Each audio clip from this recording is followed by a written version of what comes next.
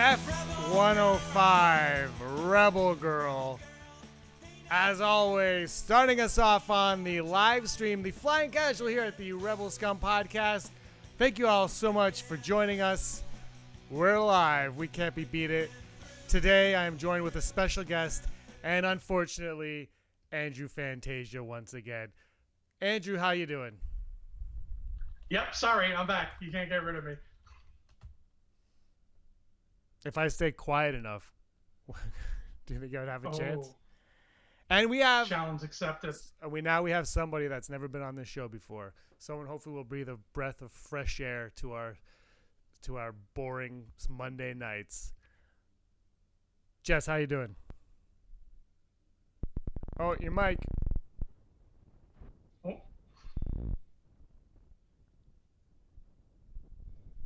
Uh-oh. We can't hear you. Hold on. I forgot to unmute my mic. She didn't unmute. There we go. First time jitters. First time. This is what Andrew does to everybody. It's not just you. It's not just I didn't get the cue to unmute my mic. Oh my goodness. But yeah, I'm excited. We got lots to talk about. I'm just in the chat. And you are an actual rebel girl, so that works out perfectly. I am, yeah. I guess that works, yeah. Before we get into everything, why don't you tell us a little bit about your Star Wars history, since this is your first time on the show? Well, it was more than gospel at home growing up.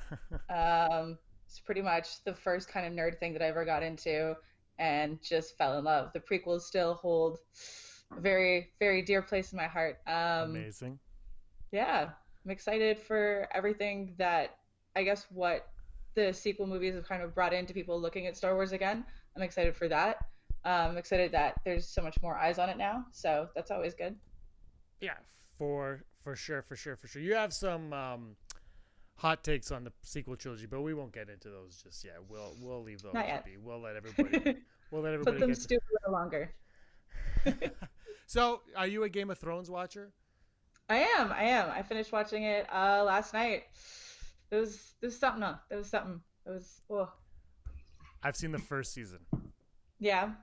It's good though. It's good. There's good character development. Like, it's good source material.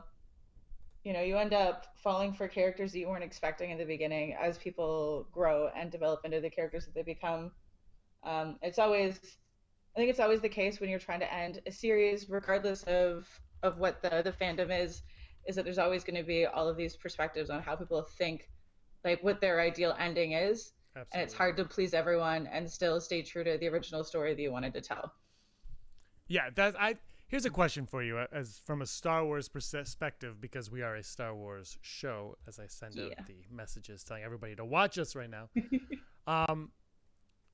Rise of Skywalker coming. Do you see any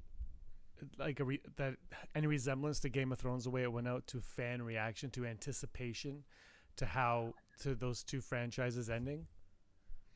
I don't know. I think it might be a similar reaction to this being the end of the saga. With it like not living up to a lot of people's expectations. Yeah, probably lots of split down the middle kind of thing too. Mm-hmm. Yeah, I'm curious. Here's the thing, though. I think this is what I think is different. As someone who has seen season 1 of Game of Thrones only, Return of the Jedi ended Star Wars, and then it came back. Like, we've had our ending, so I'm just curious if people are going into this one thinking of it as the great finale of the Skywalker, right? I know they're calling it the Skywalker saga, but to the casual fan, are they going to go into it and think of this as the grand finale? You know, the same way of Game of Thrones. Because Game of Thrones, you wait, you're like, whoa, this is the ending. I got to be there Sunday night, 9 p.m. or whenever it is, and I got to sit there for 80 minutes and watch it. Is that how people are anticipating Episode 9? Maybe on this like specific storyline, but there's so much more material about the Star Wars universe that it wouldn't be surprising if it was just like, okay, so we've concluded this storyline and now we're gonna, start working on this. And I think that the marketing for Rise of Skywalker is gonna really force that down people's throats too. So if they don't know yet that it's the end, they're gonna know by December 20th. Yeah. I would agree with that as well. Yesterday, not only was the Game of Thrones finale, but it was also the 20th anniversary of the best Star Wars movie of all time, The Phantom Menace. Ever. Do you like? Are you a huge Phantom Menace fan? Is that yes. Okay, good, because I didn't know if you were lying off the top or not. No. I find so much joy in the prequels. They're just so charming, and it's just so silly. It's like, it's a good time. You enjoy yourself. There is good action. There's good story development. There's a great storyline there, but it's like a movie that you're going to see a space adventure. I don't know what it's supposed to really like elicit so deep down in the human psyche, but if you're going in there, if you're having a good time, if you feel like you're on that adventure with these characters, isn't that what the film should be evoking? I couldn't agree more. Exactly. I'm a huge Andrew knows I'm a huge Phantom Menace fan. There's an article on Gizmodo. I don't know if you guys are familiar with Gizmodo. They are the website that comes up whenever you type in Star Wars. They own the first article. It's either them, Screen Rant, or Mike Zero. So good on you, Gizmodo. But they have an article right now. The best things the Phantom Menace brought to Star Wars, and I'm going to read those right now. Not their descriptions, just the top 10. And I want to know if you guys agree. So I'll list them off, and you say they're crazy, or you want to add to the list. That's fine as well. Okay. The first one they have on, I think, is actually this. They started the list off with this, and I said, well, now I have to read the rest of the list because this is legit. It's Qui-Gon Jinn, because yes, fact. Ewan McGregor as Obi-Wan Kenobi, fact. Yes. Padme Amidala. Andrew, I'll let you get to that later. Darth Maul, and there's something they say about Darth Maul that I do want to bring up. Coruscant, or as the Shadows of the Empire audiobook says, Coruscant. The Jedi Council. Battle droids. And the person who wrote the article says, I love battle droids, I don't care. Like, they know they're going to get into a fight, and they kind of... the design of Naboo. Pod racing. Double-bladed lightsabers. A prosperous galaxy. Duel of the Fates. And finally, the discovery of Anakin Skywalker. I can't argue against anything. Of that. No. I honestly can't. No. Even Padme, Andrew. There's so much.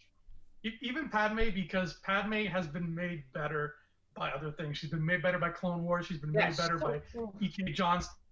Yeah. they rocked it. So, yes, they gave us a Padme.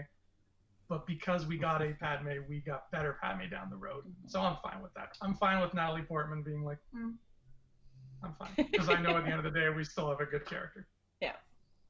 She wrote on Instagram like a heartfelt, sincere thank you for 20 years of Phantom Menace yesterday. Natalie Portman did, which was kind of nice to see. Yeah.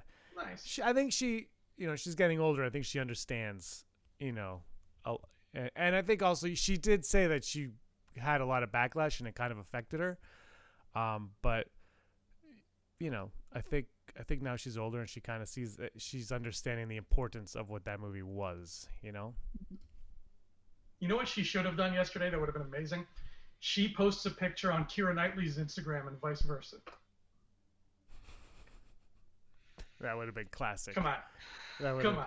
Anything you guys would add to that list? Andrew, I'm ignoring you. Why is Jar Jar not on this list? That's actually, you know what? That's a great point. We're talking about this a little bit, but Jar Jar Binks was say what you want about the character, but he's super important to the storyline, and also mocap. It was like the invention of mocap essentially was in that. So yeah, I would add. That's a great point. I think Jar Jar Binks should be added to that list for sure.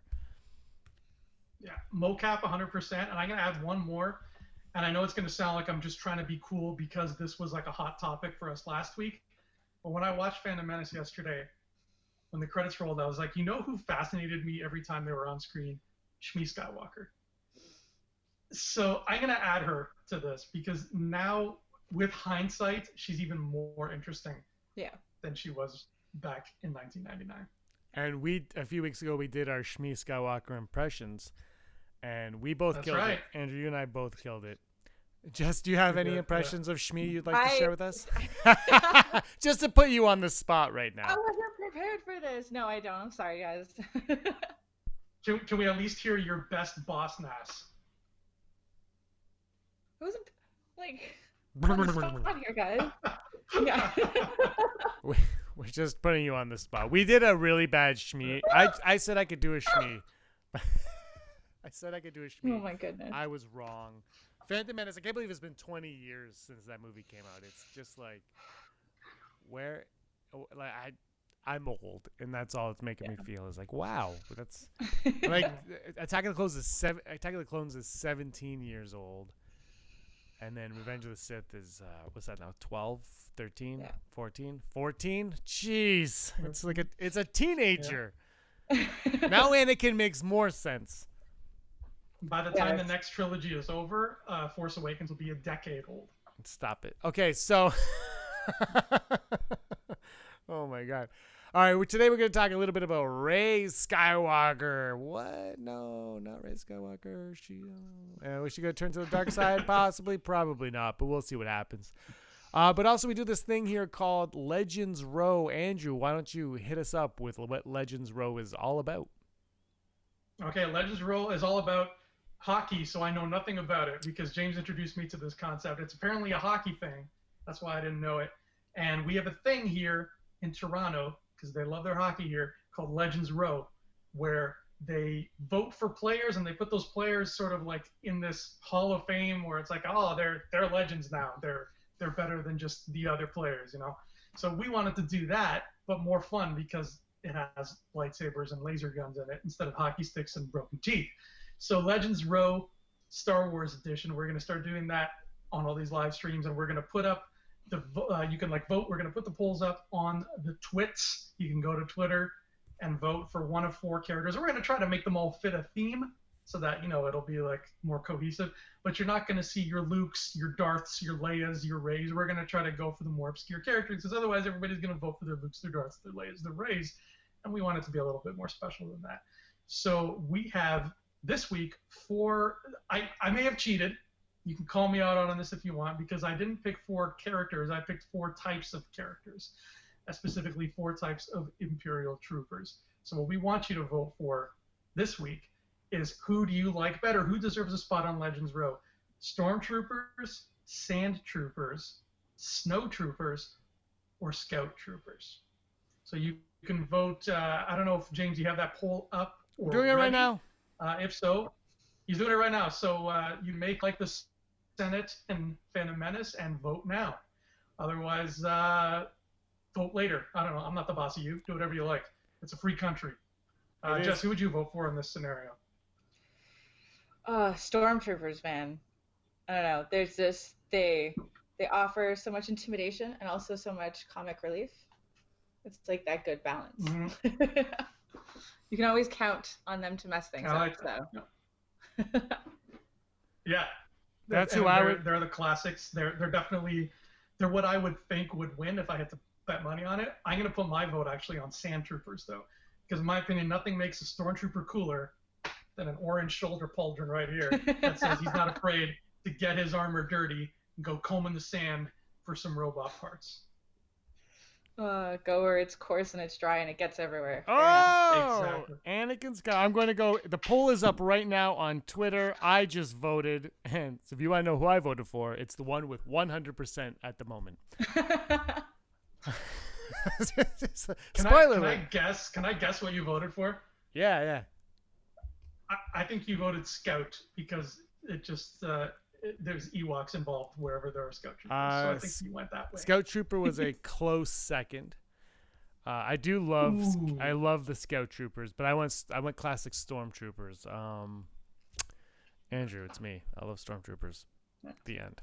I mean, I love all troopers. So nobody's joining me on Orange Shoulder Pauldron Island. I'm all by myself here. Fine. I see how it is. Well, I don't have a. I have a Scarif Stormtrooper Black Series, the Hover Tank Pilot, and the Jump Trooper. Mm-hmm. If those were on there, I'd still vote Stormtrooper.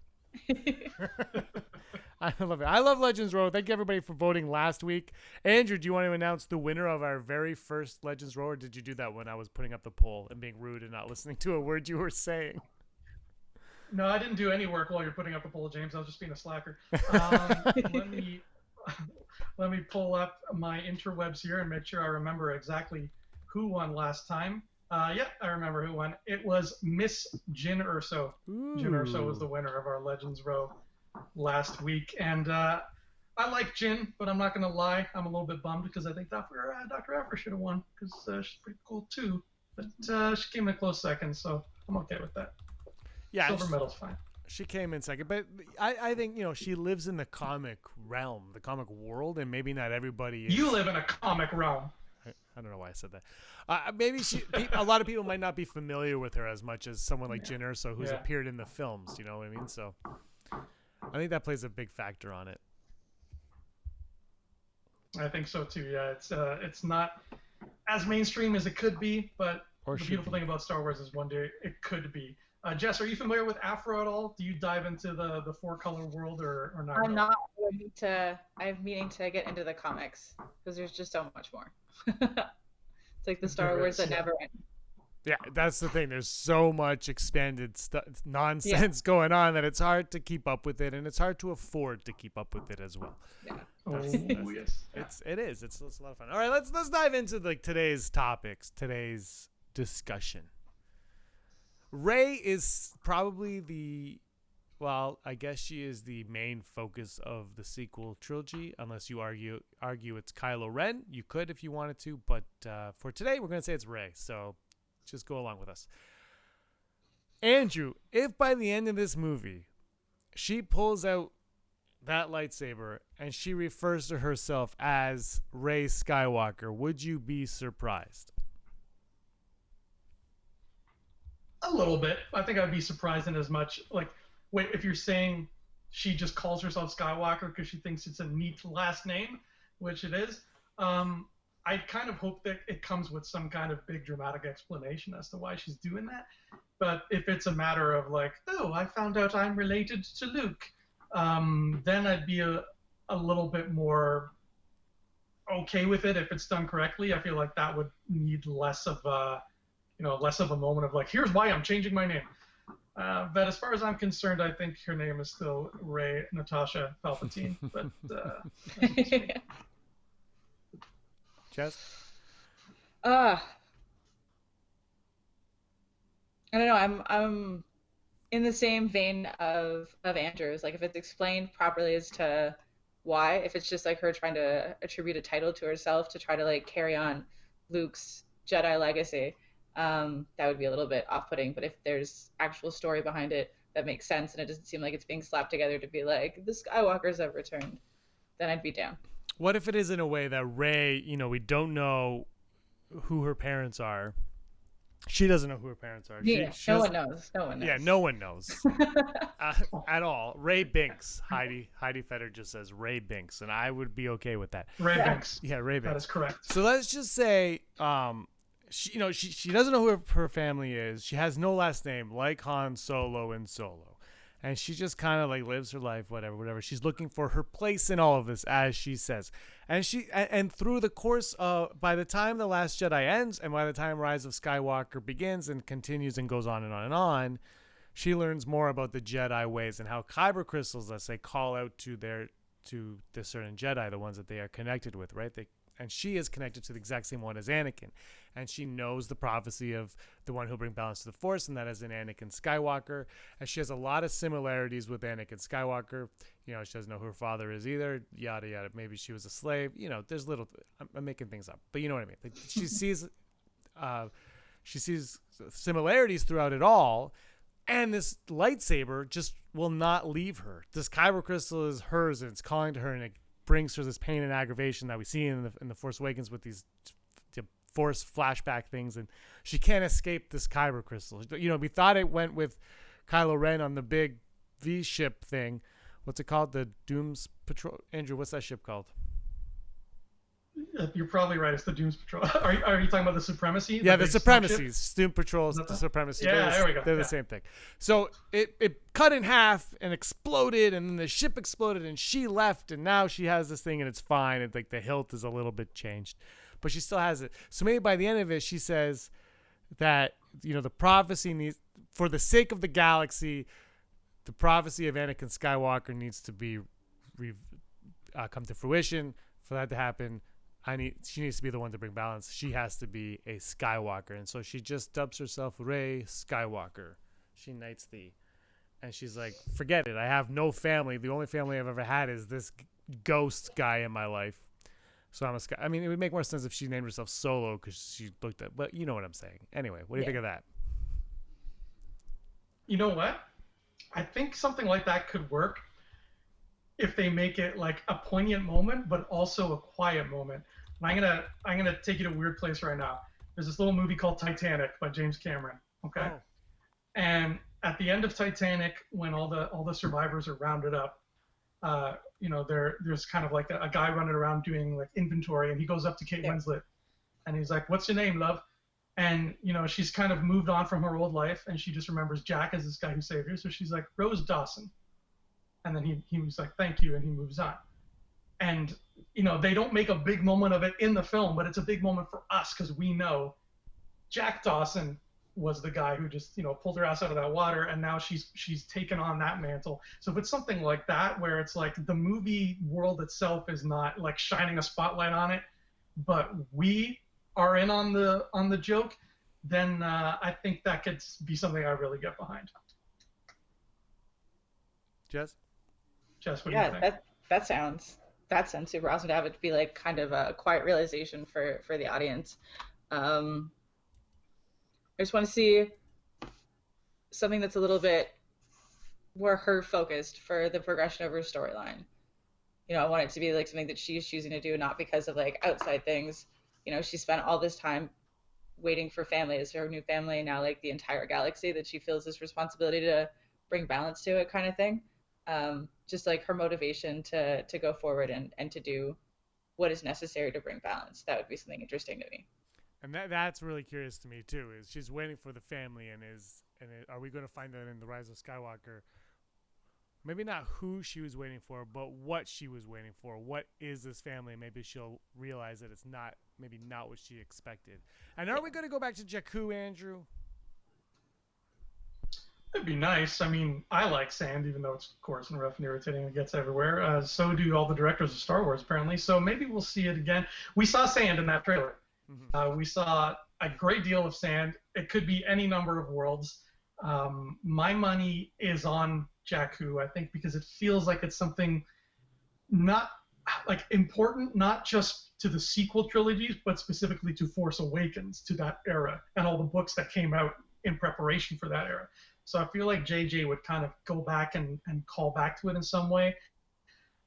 Jess, am I crazy? Is this something that is doable? To like come full circle kind of thing.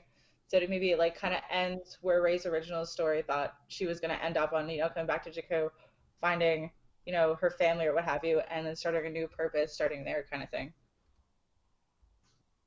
Yeah.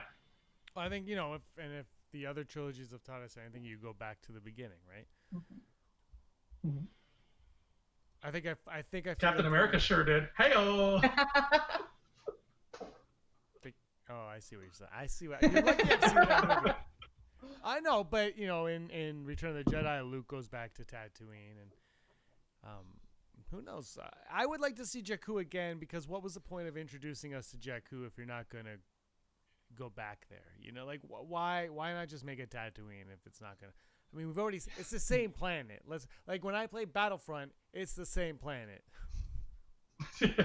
I have no idea which one I'm on half the time. I'm like, what the heck? I don't know. What's that outpost? Oh, that one's Jakku. Gotcha. Because that random lieutenant said that. I get it. I got it. But they look the same. It's sand. Yeah. One's a little bit more orange than the other, I think. But they're both same. Oh, and they're both coarse and rough. And all three of us had to say that joke at some point. So we got rid of that. We got that one out of it. But does she need a last name? Jess, let's go with you. Does she need a last name for us to feel satisfied with the character? Are you okay if she's just Rey from nowhere? Yeah, I'm okay if she's just Rey, because then it leans more to her story instead of her leading off of other things. It's just like, who's Rey as a character, and for someone who doesn't have like a family backing, coming into the chaos that is the galaxy right now, and then bringing balance without, it could just be a more figurative meaning of Skywalker as opposed to the literal one. Yeah. Andrew, tell us why you disagree and why you're wrong. Well, I'm starting a petition to cancel every story that ever had Rey in it because I'm weird like that. No, the Rey thing, I like the idea of her just staying Rey. Like it's kind of badass in a way. Like imagine you're meeting the Resistance and you're just like shaking hands with everybody and you're like, hey, who are you? I'm Poe Dameron. Cool. Who are you? I'm Rey. Rey what? Just Rey, baby. Like that. There's just something kind of badass about that. And I feel like she's not really, as far as I can tell, maybe I'm wrong, but she doesn't come across as the kind of person who's trying to fill in that blank. Yeah. She's not like constantly like, I need to know my legacy. I need to know what my last name is and who my parents are. She's just like, I want to find my place in all this and learn to use the Force and do some cool things and do right by the galaxy and maybe kill this guy in a gold bathrobe because he's getting up in my grill. I think she's just more focused on she wants more important things out of life than to be like, what's my origin? So I think she's fine just being Rey. And I think even when if she does find out some gnarly stuff about her past, like if she does find out I'm a Skywalker or I'm a Palpatine, I think her initial thought is going to be like, I'm still just Rey. In the original draft, I think of the Michael Arndt one, and maybe even this was a George Lucas thing, the female protagonist was not named Rey. She was named Kira. Is there a chance she'll discover that Rey is not actually her name, and it's just a name that she always just kind of, maybe Unkar Plutt gave her that name, or just a name that somebody gave her and it's not the one that she got at birth?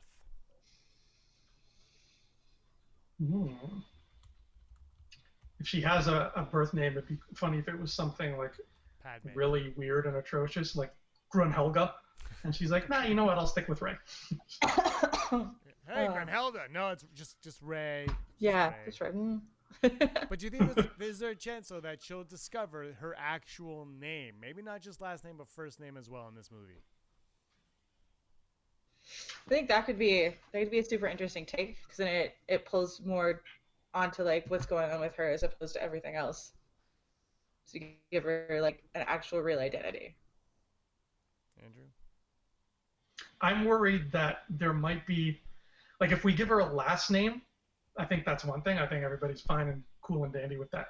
But I'm worried that if we suddenly say she's been, Giselle this whole time, she's not actually Rey, I feel like there's a chunk of fans who are going to react the same way as the Solo thing, where it's like, why couldn't she have just been Rey? It's going to, like, especially if you're a younger fan who grew up with this trilogy and like Rey's your hero, she's your homegirl, and it's like, yeah, I love Rey. She's my idol. I want to be just like her. She's my hero. And then all of a sudden it's like, oh, that wasn't her name. Oh, well, that's kind of a bummer. Like, it's not gonna ruin the movie by any stretch of the imagination, but I feel like for those people, I don't know, it might be kind of like, they might have that reaction, like, oh, why'd you have to do that? Like, you could have done that another way. Well, I'm sure like a lot of people would say the same thing about being like, grew up with the original series, and it's like, yeah, Vader's like this awesome bad guy. Then it's like, wait, he's Luke's father too, so it gave him a whole separate identity kind of thing in that original kind of trilogy that went out. So it could be a similar thing. It could gain more adoration for the character, having more of a backstory that readers from all other source materials could relate to. That is true too. I'll give you that. That is very true too. Heidi. And hey, Daisy Ridley's got a very young-looking face. Maybe like she'll make a whole other trilogy where it's like her before Force Awakens doing her own thing. Wait. So Heidi Feder just said maybe Rey is her last name. So I quickly went on the Google and searched Star Wars characters' names ending with R-E-Y. So what pops up is Rey Luke's daughter? That's like the first thing. So I clicked on it because, here's what it says. So spoilers for anybody that has not seen Rise of Skywalker, because I'm pretty sure this is accurate. I'm not even joking. Rey is Han Solo and Leia's daughter. Another big theory is that Rey is the daughter of Han and Leia. So they just, and makes her Kylo Ren's sister. So this is all fact from May 4th, 2018. Is Rey Kylo's twin? That isn't the only parallel between Luke and Leia's relationship and Kylo Ren and Rey's relationship in The Last Jedi. Anyway, I don't know, Ray, Andrew. Do you know any characters that end with Ray in the Star Wars universe offhand? R-E-Y. Newt Gunray. Newt Gunray. I don't know. Maybe there was like a Padme handmaiden once upon a time who was like, my name is Well, they all did C. end Ray. but they all ended with A, right? Yeah. They all ended with something. That was their thing. Yeah, so maybe it was Ray. Right. Ray. Sounds like whoever wrote these articles really nailed it. Yeah, seriously. I don't even. It just popped. It was one of those like Google answers. I don't know, whatever. But I think the idea of Ray being her last name is an intriguing one and one that could make a lot of sense. And if that's just her family name, maybe her family is more important to the overall story, because in the Force Awakens, it might not seem that way, but maybe she's waiting there for a reason, and that family is actually a reason. More, she's waiting for the reason for them to come back than for them to actually come back. Ooh, okay. I can dig that. Do you think just that her family is somebody important, or do you think that it's more about her finding her own path at this point? Oh, 100%. Yeah, at this point, I think her finding her own way kind of thing. She spent so many years just waiting and waiting. So regardless of who her family is, I think just her kind of like paving her own way. It's like she's been put up to all of these new challenges and trials that have like tested her and made her grow in a way. So I think now maybe she's not relying on her family as much. She's like, well, I could do all of this really cool stuff. What can I use this for to like better the galaxy? What if that's a conflict? What if her family comes back and she doesn't need them anymore, but they've come back at this awkward time in her life and she has to make this tough decision between them or her new family and new abilities? That would be an interesting plot point. I'd be down for it. So would all 1980 films. Yeah. Yeah. Andrew, what do you think of that?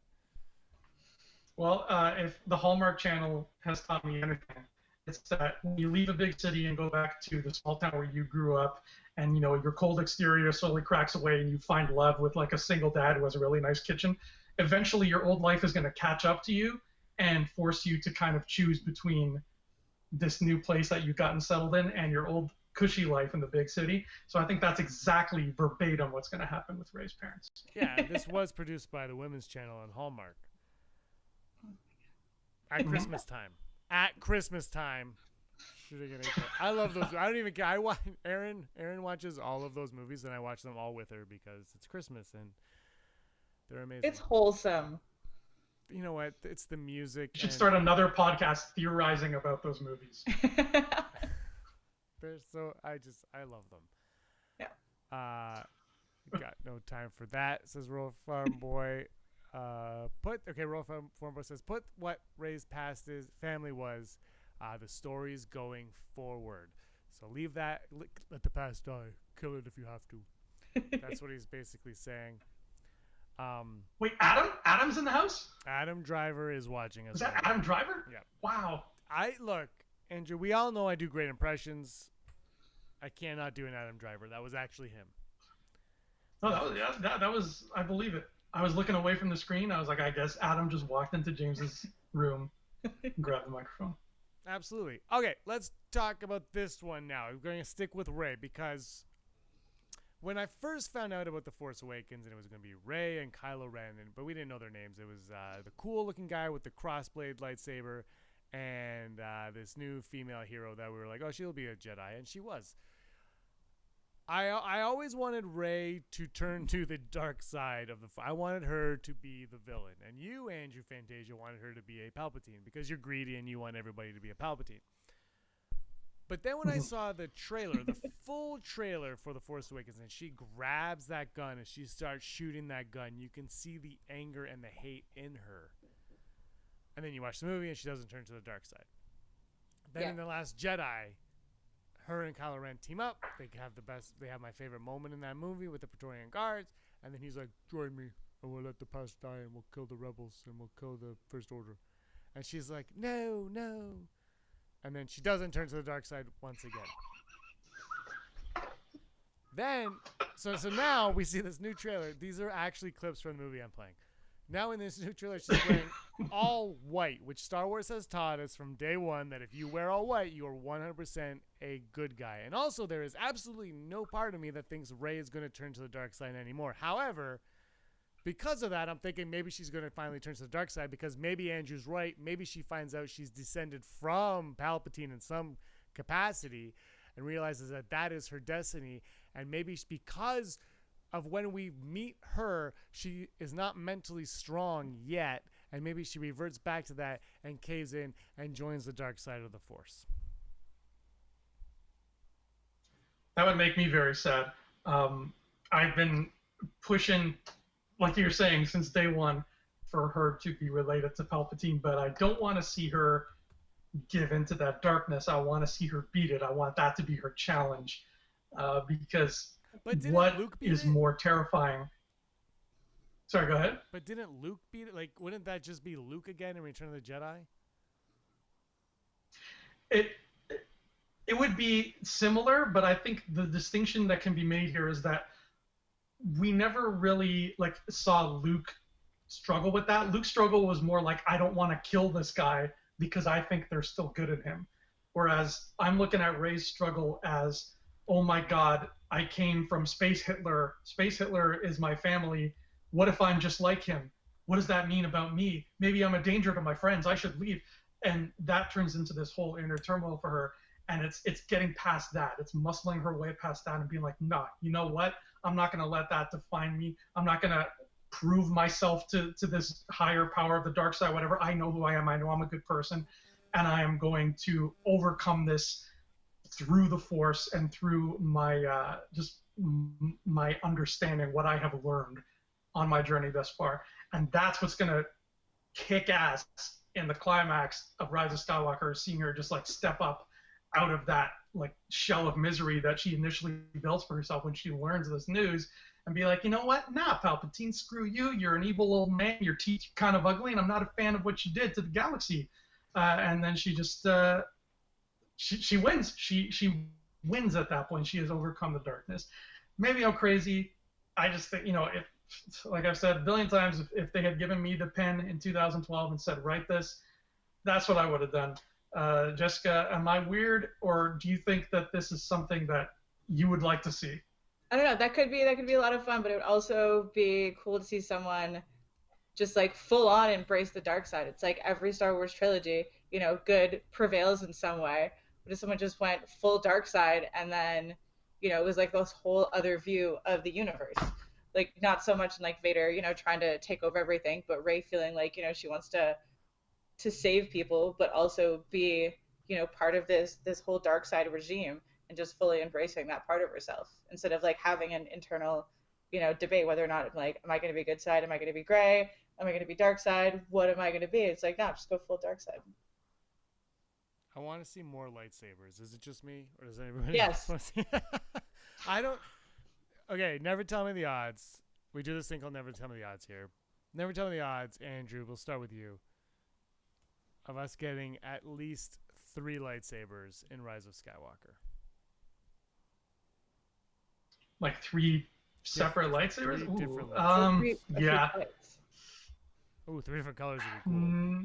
Let's not get ahead of ourselves. Let's just try to get 3 different hilts. three different lightsabers, I'm going to say 94%. Wow. I think it's very high, but I also think there's a slight chance where JJ is going to keep it simple and be like, nah, it's just these 2. Jess, am I on the right track, on the right ballpark? Yeah, I think you're on the right track. I think it would make sense for there to be 3 different kinds of lightsabers, especially if there's going to be, this turmoil within Rey, potentially. It should be good to have at least 3 of them. I'm just writing in the comments. Road trip to Skywalker Ranch. Let's watch this early together. Everybody watching. I still think we should fanboys it up. Yeah. That's I'll pretend that I'm an astronaut and I'm going up into space in November, so I won't be able to watch the movie. And I'll just be like, please let us see an early release. I like that. That's a great idea. We're all going to space. Yeah, let's do it. There we go. Let's do it. Here's the thing we talked about, Andrew, a little bit before, and this goes into the Rey, because as we're talking, all the comments like, nope, that should have been set up at the beginning. Nope, that's too much. Nope, whatever, stuff like that. We were talking about this a little bit, and I've kind of mentioned it to Brock, and Brock brought it up as well, is did they make a mistake with episode 7 being about trying to find Luke and focusing too much on the old characters, but trying to make the new characters as important as them? And instead of making episode 7 perhaps, just ending the Skywalker saga, as they call it, with Return of the Jedi, and episode 7 being the Rey saga, and Luke and Han and all them can still kind of play a part in it, but it's no longer about them. It's about these new characters, because what it feels like is it's about the original trilogy characters still. Mm-hmm. But it's not really about the original trilogy characters still, because we're asking all these questions about the new characters, but and the reason why we haven't got those answers is because they're spending too much time on the other characters and mostly just upsetting people with it. Do you think it was a mistake? Do you think if they could go back, they would change the way they did it? I don't want to say a mistake, but do you think if Disney Lucasfilm could go back, maybe they'd be like, let's think about this a little bit more, and maybe episode 7 is episode 1 of a new storyline? I think that would have been a much better way of going about it, because you have these audiences that are split between wanting to see progression from these characters that they've loved from previous films, and being like, oh, well, there's these new shiny characters and I'm also interested too, and it kind of just like tears focus on where the story is going if you're trying to like see what's going on with Han and Leia, and then what's going on with Luke, but there's also all this new stuff and all this new story developing, and it's kind of hard to just focus on that and get super excited for all this new stuff happening. Yeah, and I'm not saying that the sequel trilogy is terrible and garbage and never should have happened. I'm just saying maybe they should have taken another week and thought about. Yeah, it could have been a lot more focused. Yeah, and even now, Andrew, sorry, I'll let you talk in a second. Not that anybody wants to hear you, but like we're getting 3 like new Star Wars movies going on, but this is what we were talking about. What's the focus of them, and how are they? They have to somehow be connected to what we're seeing in maybe very minuscule, but would that have helped if they just would have taken that extra time to figure that out? You're going to love my answer, James, because it's pretty much a cop-out. I'm going to answer this question the way I've been asked the same question over the past couple of weeks about Game of Thrones. And every time somebody asks me, like, Andrew, what do you think so far? Like, do you think that they pooped the bed on this season? Do you think that they should have totally changed the way season 8 is? What do you think? And my answer to them was always, let me see how it ends, and then I'll make up my mind. And with this sequel trilogy, unfortunately, that's just the way I'm wired. And I know it's not entertaining, and it doesn't really fit live stream entertainment all that well in terms of churning out content and topics here. But I feel like the only way I can answer that question confidently is having seen Rise of Skywalker, and then being able to say, yeah, you know what? They wasted too much time on this one. They could have been doing more than that. Or, by God, why didn't we see more of this? Why did they wait till Rise of Skywalker to give us this? And I feel like I will say things like that after, but either way, I would be just jumping the gun and assuming, and then you're going into Mike Zero territory at that point. All I believe, and I think I've gone on record for this too, is that what we've gotten so far, Force Awakens and Last Jedi, feel so connected to each other, and Rise of Skywalker feels like it's going to be so different, that I feel like 7 and 8 should have been one giant movie, and that was episode 7. Because there's so much more to do and see and say in this trilogy, and we only have one movie left to do it. I feel like it's going to feel not balanced, like one side is heavier than the other.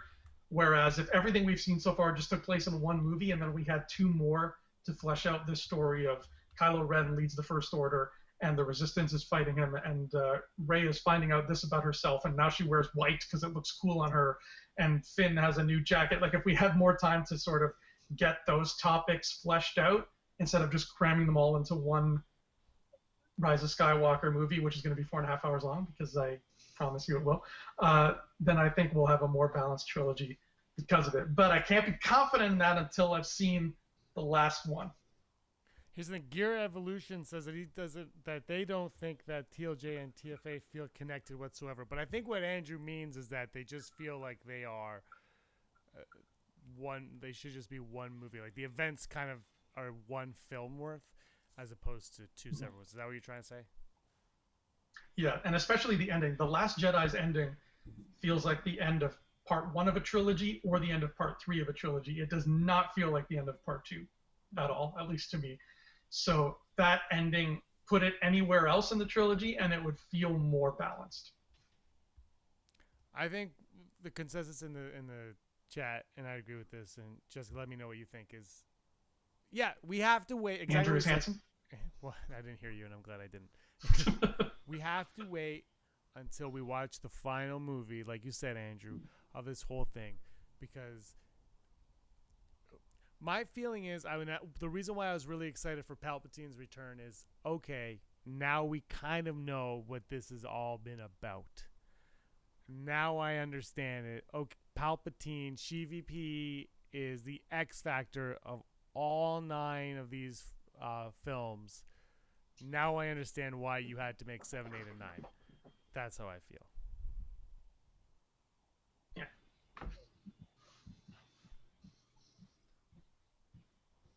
Jess, how do you feel about Palpatine's return? Is that something that kind of stokes your fire as like a more of an OT and prequel kind of girl? Like, does that make you feel better about where we're going? So I think it would be awesome if Palpatine comes back, but instead of it being Palpatine, it's like 2 Jawas in a trench coat. I'd watch that. Yeah. We need more Jawas. We're going to have a conversation about the aliens coming back, too, because I think we need some of those. Yeah, it's one thing that I've been noticing with the newer films. It's just there's a lack of diversity in the races. Like you watch like the prequels, and then there's so many different races and so much cool like different aliens, different species, and it's super engaging to watch and be like, we're in space. These are all these races that have come together, and it feels like the more recent movies, it's like it's a little vanilla in terms of the creative direction for the aliens and outside visitors kind of thing. I wish there was more of that. The Den Allen likes the Jawas in a trench coat, and Ghost World one-upped you with 2 Ewoks in a trench coat. Hey. You know what? Let's just settle it the old-fashioned way. We'll have both of them show up. I'm still pitching my idea: an Ewok and a Gungan in Maz's castle sharing a drink together. That's my dream of all dreams. They're just complaining about how annoying humans are. You know what I hate them? Damn humans. They nutso. I miss Gungan. Do you guys think, I talked about this with Brock on the last episode, is there a chance that we will see at least a Gungan in some capacity in Rise of Skywalker, maybe towards the ending of it? If they do it like Return of the Jedi and everybody's celebrating, how do you not show us Coruscant in this last film? How do you? The girl can dream. Yeah, but how do you not? And if you do, you've got to see some of those classic aliens. And I know that Coruscant isn't what it was when we watched the prequel trilogy, and I know that Highness Prime or whatever, Hornius Prime or whatever it's called. What's it called? Highness Prime, Hedgehog Prime. I need Hosnian. Hosnian Prime. Hosnian Prime was like the new thing, and they blew it up. But isn't it like a disservice if you don't show us something from that era in this, like Naboo? Yeah, for it to be like a full kind of finishing of the entire saga, you got to throw back to it at least once. Like I'm fairly certain that you fill a theater full of fans, you play Rise of Skywalker, every time they see a planet or an alien from the original or even the prequels especially, there's going to be applause in that theater. I guarantee if you show a Gungan, it could just be like some Gungan lady just in a hat just being like, woo, like when the ship flies by, people will applaud. Mm-hmm. I can't wait for this movie. But I'm wondering if it's going to be a satisfying ending, like because we're talking about Game of Thrones off the top, and then you think of other ones, and when are people ever satisfied with the ending of anything? It's rare. It's hard to please people with endings. It really is. I'm easily pleased, I think. I haven't really hated an ending in recent memory. There's been endings I love and endings that I'm like okay with, but I've never seen one that I can remember and be like, that's garbage. Jess, like, what are your quick like thoughts on Endgame? Do you think it satisfied you? I was very satisfied by Endgame. Like, if you ignore the few Marvel plot holes, think about just the way they wrapped up the story at the end. Like, it feels good. You get to touch on everyone's story, like where are they now, kind of thing. But it doesn't feel forced. It doesn't feel like that it's what it is. It's wrapping up, but it doesn't feel that way. It feels like you're getting a little bit of insight into the last bits of all of these character stories in relation to this event that just happened. Yeah, so exactly. Like if that was the last movie that was ever going to be in the Marvel universe, I'd be pretty upset. But because it's just the ending of this whole chapter here, then it's good. I really enjoyed it. Yes, yeah, they ended while still planting seeds for all the stuff that we know is coming next. So, like, do you guys think, I'll ask you both here, do you think that Star Wars can end, there's no seeds left to plant, do you think it can end on a satisfying note, as satisfying as Endgame? Do you foresee a future where that's possible? And not satisfying for the whole of fandom, but for you in particular. There's just so much more I want out of that universe. So to be like, this is the final thing, nothing else will ever happen. If there's not a seed planted for something else in the future, then I think that it would be hard to satisfy myself with just like it ending there after the 4.5 hours. I have to say this. So when we talk about Endgame, whether you like it or not, I think you have to agree it has a lot of fan service in it. There are a lot of moments that fans would be like, yes, yeah, that's what I've been hoping for. I waited 10 years to watch that, or stuff like that. And that's that's not a slight against it at all. Star Wars, especially the sequel trilogy, has not been worrying so much about that. And I'm wondering if they'll change that direction in this one. And I think the only way you can satisfy, and I know you asked about me, Andrew, but the only way to satisfy everybody is to throw a little bit of that in there. Like, give everybody just a little taste of what they want. The thing is, you go to movies to kind of get what you want and what you expect. You watch a sporting event, I know you do, Andrew, for the unknown, for that anticipation. And the movie, and I'm not saying you don't go to like a mystery for the mystery, but it's different because you're still expecting the outcome. You're like, wow, it's going to end with the murder being solved, but how do they figure out who the murderer is and who is the murderer? Those are what you go for, your mystery box stuff. And I'm not saying you got to throw in Ahsoka for people to be satisfied. That'd be crazy. But you should. But you should, obviously. But now you're bringing CVP back, and I did a Never Tell Me the Odds with one of our Patreons, and do we hear James Earl Jones' voice at all in this movie? Like, how far do you go to wrap this up is what I'm trying to say. And when you wrap it up, do you do what Endgame did? And I thought Endgame did this very well. You throw everything in there. You're like, this is every single aspect of everything we've ever needed to throw in there. On the other hand, Star Wars is very different from the MCU. We've talked about this at great length. It's fantasy. It's not superhero action like that. It's more Lord of the Rings. And I'm trying to think of Lord of the Rings now. And Return of the King has 3 different endings, right? It fades to black like 4 times, and it comes back, and it's 4 hours long. I could be satisfied with it. Right now, for me, you throw in Palpatine's voice in the trailer. You just make him the responsible for everything. Give me some kind of explanation to why nobody understood who Snoke was and characters in the movie. And I'm okay with it. Also, just say, hey, Rey's been reading the books, and now she's a powerful Jedi, and she blew something up by accident. Give me that kind of stuff, and I'll be super satisfied. Yeah. And for me, an ending too is, I know it's kind of a shallow thing to think about, but the last shot of something, if it's the end, is important. Um, I love the last shot of Lost, and I love the last shot of Breaking Bad. Not in love with the last shot of Game of Thrones. And I think that when you start thinking of the final shots of things, it really kind of puts into perspective because it usually sums up what you've just seen. That final shot sums up whatever that last chapter is of whatever you're watching. And y'all know I love Return of the Jedi with all my heart and soul. But I'm not super in love with the last shot of Return of the Jedi. Which one? Then I think of something like the last shot where they're just like, hey, we're sitting amongst the Ewoks and we're having a party and there's a barbecue going on and stuff. That little picturesque shot where everybody's in frame. And then I look at something like Endgame. I loved the last shot of Endgame. I was like head over heels for it. They're very different stories and movies, obviously. But if the last shot of The Rise of Skywalker can hit me the way something like Endgame or Lost did, I think that makes a big difference. I don't know. Is that just me? I think that the last shot in any movie is extremely important. Yeah.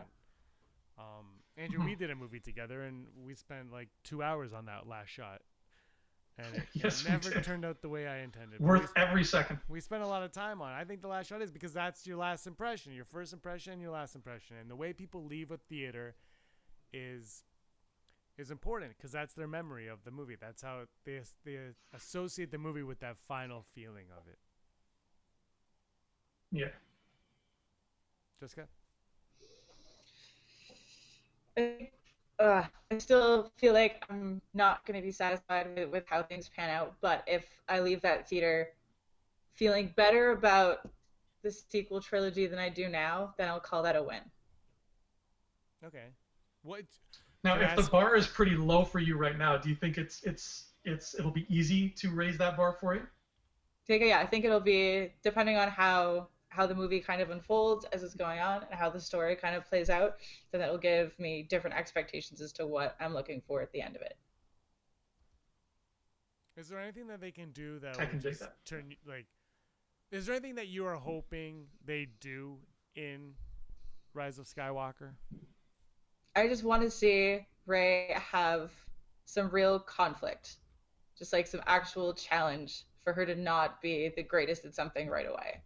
And maybe that comes from, having an internal dilemma as like whether or not to be dark side, whether it comes from, realizing, where she's rooted from, what her family's history is, how that's going to affect her going forward. Maybe that'll be a part of it.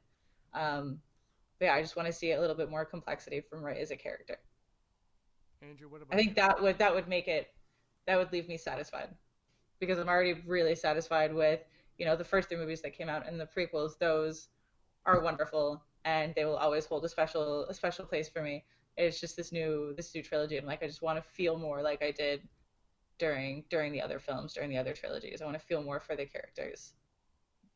Wait, but do you think, this is just ask a question, do you think that's possible? Or is maybe you as a person, have you changed too much maybe for that to be capable?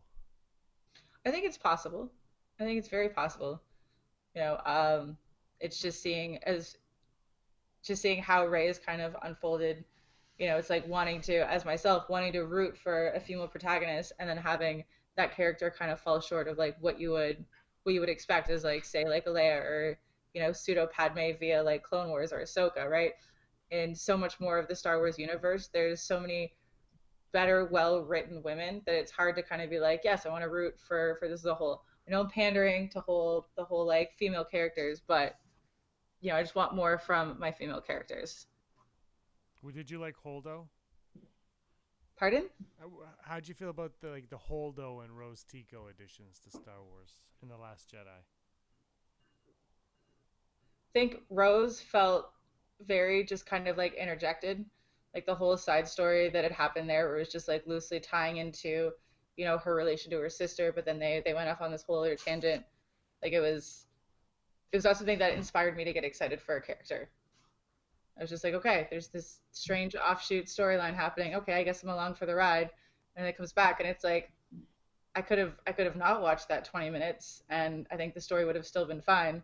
So I don't know. I just want them to do a little bit better with Rey's storyline, and if that happens, then I think I could find myself being satisfied with the ending. I think I'm curious to see what Abrams brings with Rose in the Rise of Skywalker. We know she's going to be in it. She was at the panel, but she's not in the trailer, and she's not on any of those clips in the trailer with our main characters. Andrew, does she die immediately? Or does she... Wait, no. Sorry, she's not going to die. Does she go with Leia? Does she go away with Leia?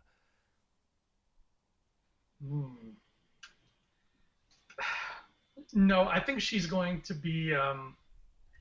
because we have to remember, in Last Jedi, she was... What was her job? She's a mechanic, I believe. She works on X-Wings. Like, that's her thing.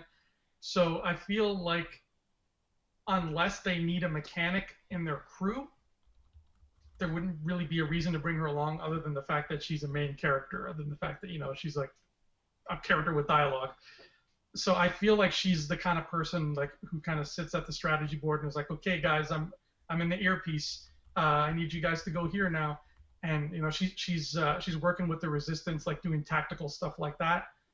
I don't see her being in the field with them, at least just because we haven't seen her in the clips, but logistically, it doesn't really make sense unless it's just another situation where she happened to be at the right place at the right time, and now she's like, oh, I guess I'm swept up on this adventure. Let's go. I hope somebody needs a plane fixed at some point because I brought my tools. Well, no, but what about Jskah? What about she goes with Leia, but Leia's with everybody else because we've only seen that small group go on this adventure.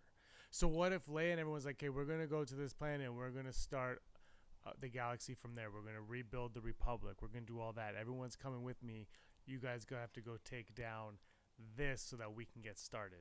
Is that a possibility? That could be a possibility.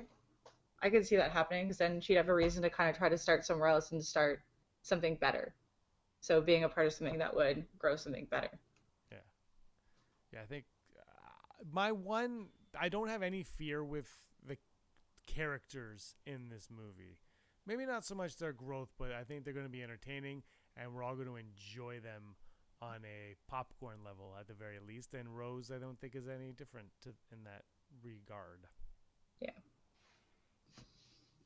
Andrew, is Rey turning dark? We need to know. Nah. She's going to flirt with it a little bit. She's going to be like, hey, Dark, I see you over there across the room. But she's not going to ask for Dark's number or anything like that. I think it's going to come over and like try to hit up on her, and she's going to be like, you know what, I'm good. I have my tequila here. I'm fine. Leave me be. It's going to be they're going to brush, but I think she's going to know better by the end of it all, and she's going to come away being the hero that we were kind of promised she would be. Den Allen, Rose, Snap, and Mr. Bones go on a rampage, Ghost World, and Ray Sloan. Everyone from the expanded universe. Is it called the expanded universe now? Like, are the books and comics? I think it is. I think it still is. Everyone from there, just throw them in here. Lost Stars should be made into a movie, I guess. Yeah. Jess, you need to read Lost Stars if you've not read Lost Stars. Okay. I'll make a note of it. That's a good book to start with. Here's a question we should, as we wrap up, the final thought is, the new trilogy that's coming, do you think it will be called Episode 10, 11, 12, and they'll just continue on that and be like, well, these are just different stories, but they're all part of the same overall story. Just that was the Skywalker series, and now this is the Game of Thrones series, but they're all connected, blah, blah, blah, blah. Or are they just going to do something different, and will we ever see an Episode 10 if that is not the case? I do like how when Solo came out, they had that footnote being like it was a Star Wars story.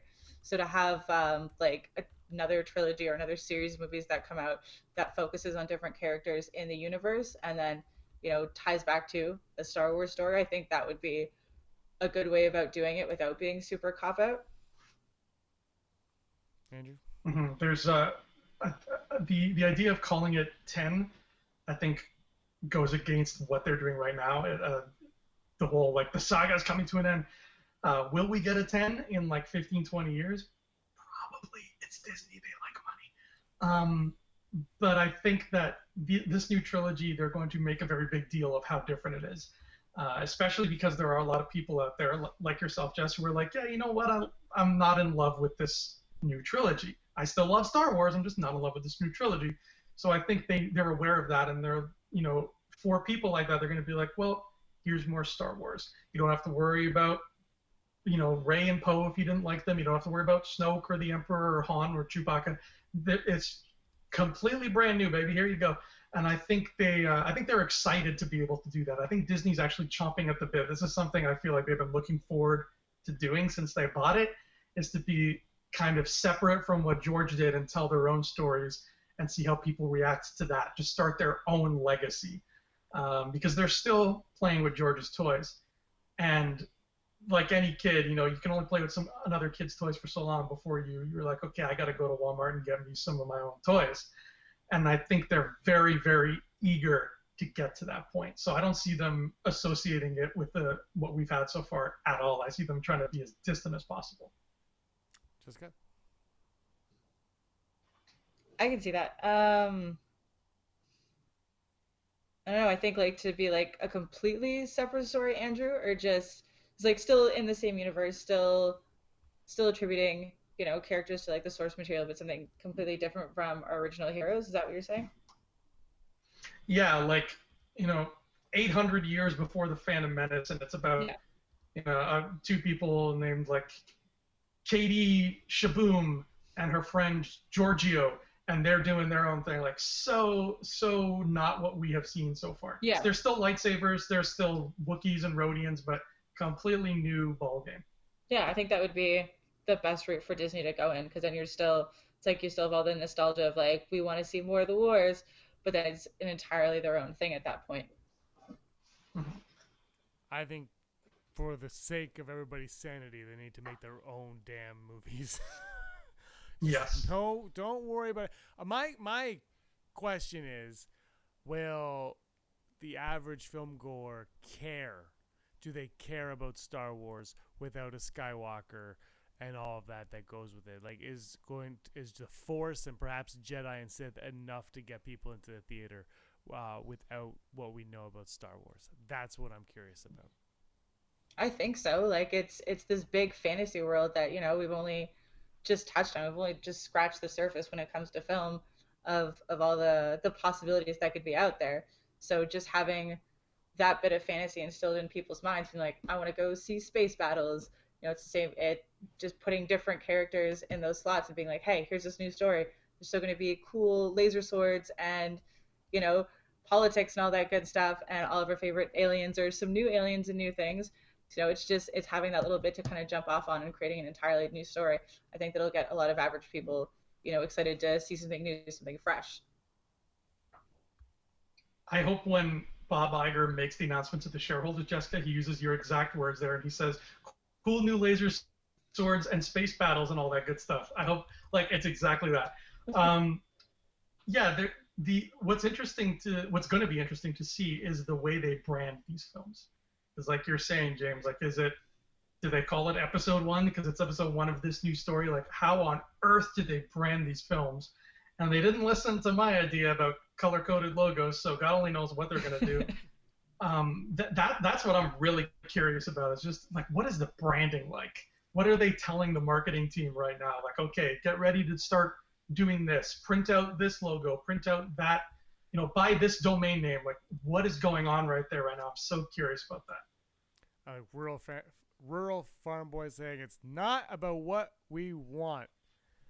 I agree. It's not about what we want. It's about what we need. Well, we don't even realize we need. And I'm really curious to see what these movies are about.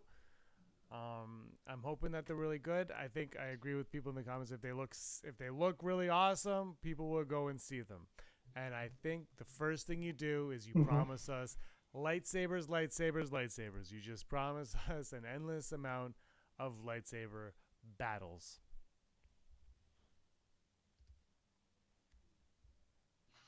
And force chokes. Yeah, force chokes for sure. Force chokes. Okay, let's wrap this up. We've been talking long enough about Rey's going to be. So Rey is a Skywalker, and she finally turns to the dark side. This is it's Andrew Fantasia confirmed it. If you have any problems, he is the one that said all of that. That's right. Before we go, let's take a look. With all my ins at Lucasfilm, I confirm. Yeah, you did. Before we go, let's look at our poll on Twitter. Everybody vote. You have a week to vote. So far, Jin Urso has joined our Legends Row, our Rebel Scum live stream Legends Row. So far, this week we have it's all trooper based this week. Leading the pack with 57% are Stormtroopers. That's because my vote is carrying that one. Second place is Scout Troopers with 29%. Third place, Snow Trooper with 14%. And Sand Trooper is sitting at the bottom with a donut. 0%. Somebody vote for the Sand Trooper. Well, we've all said the joke, so we'll stop there. But that is Anakin's. I'm going to start an orange shoulder pauldron fan club, and none of y'all are invited. True story that Sand Troopers were not a thing until Darth Vader went to Emperor Sheevy and requested them specifically so that he would not have to go to those planets. That's right. Yeah, that's canon. Ask Pablo Hidalgo. Ask him. This was a lot of fun. Also, Andrew, do you want to tell them about our Patreon contests that are coming up? Yes, we got a lot of contests coming up. We are inching slowly but surely towards the contest where we'll be giving away the Saturday ticket for next year's Star Wars Celebration, Anaheim, I believe it is. The only thing is we can't super lock that down yet until we know A, when Celebration is happening, and B, when the tickets go on sale. And as soon as they do, we will make the announcements. We'll hop on Reed Pop's website. We'll try to get that ticket, and then we'll this and have that going in full swing. We're also going to have a contest.